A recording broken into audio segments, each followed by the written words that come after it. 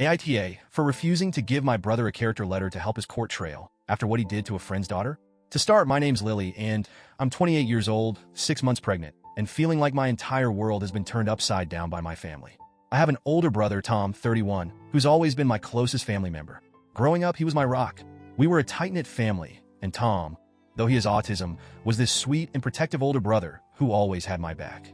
Until now, that is, what I'm about to say makes my skin crawl, and I can hardly believe I'm talking about the same person. About a month ago, I found out that my brother had been having an inappropriate relationship with a 14-year-old girl named Sophia. She's the daughter of a close friend of mine, Rachel. This wasn't a one-time thing either. Evidence shows this had been going on for months.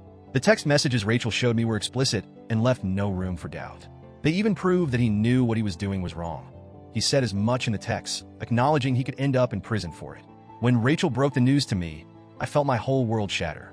I could see the heartbreak in her eyes, and I knew that I would never be able to apologize enough for what my brother had done to her family. I stammered out an apology, feeling this unbearable shame, and we hugged, but it felt hollow. Afterward, Rachel told me she needed space, and I completely understood. I could hardly blame her for wanting to cut off contact. Then, I had to face Tom. I confronted him, and his excuses were nauseating. He claimed he didn't fully understand, that he didn't mean any harm, but that was all tainted by the fact that he knew. He knew what he was doing was wrong, yet he did it anyway. In that moment, I felt this overwhelming sense of betrayal. The brother I thought I knew was gone. I decided then and there that I couldn't support him or even have him in my life anymore.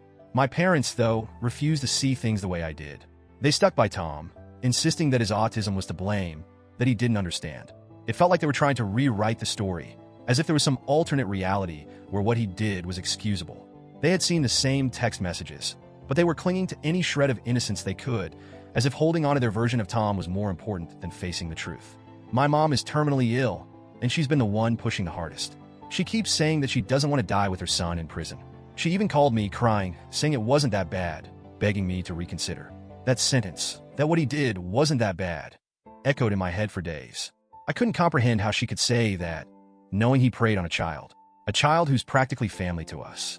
To make matters worse, Tom's lawyer approached us and suggested we each write character letters to the judge, a way to paint a full picture of who Tom is. My parents latched onto the idea, insisting it was the least we could do to help him. They wanted me to write about the Tom I used to know, the brother who used to carry me on his shoulders, who read to me at night, who was kind and protective. But how could I? I told them no. My husband was completely on my side, saying he couldn't imagine letting our daughter, who'll be born in a few months, grow up around someone capable of doing something so vile. We talked for hours trying to figure out the right thing to do. Every time I considered writing the letter, my stomach turned. The idea of pretending that he was still my hero felt like I'd be betraying not only Sophia, but my future daughter as well. My parents, though, didn't stop. They begged, they pleaded, and they reminded me of my mom's illness, saying that I'd regret this decision one day. But how could I prioritize my brother's future over the safety and well-being of others? How could I help him avoid accountability? After a few weeks of their relentless pressure, I finally made the call. I told my parents I wouldn't be a part of this. I wouldn't write a letter, I wouldn't visit Tom, and I wouldn't let him be a part of my life or my child's life. My parents were devastated, especially my mom. She accused me of abandoning the family, and in a way, I guess I am. But here's the thing. I refuse to enable my brother. I refuse to pretend he's some innocent, misunderstood person when he's hurt a child, especially a child I know and love. And I refuse to stand by while my parents try to brush this under the rug. I've since cut off my parents entirely. I want my child to grow up in a family that stands up for what's right, not one that makes excuses for something so inexcusable. It's hard. There's no other way to say it. It's gut-wrenching. I always wanted my child to have 2 sets of grandparents, but I realized that my husband's parents will be enough.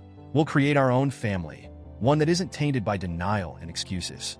As I sit here now, I feel a strange mix of sadness and relief. It's like I'm mourning the family I thought I had. I miss the closeness we shared, but I can't overlook what's happened.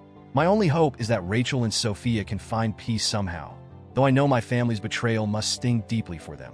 My husband has been a rock, reminding me that we're building a future based on integrity and safety for our child.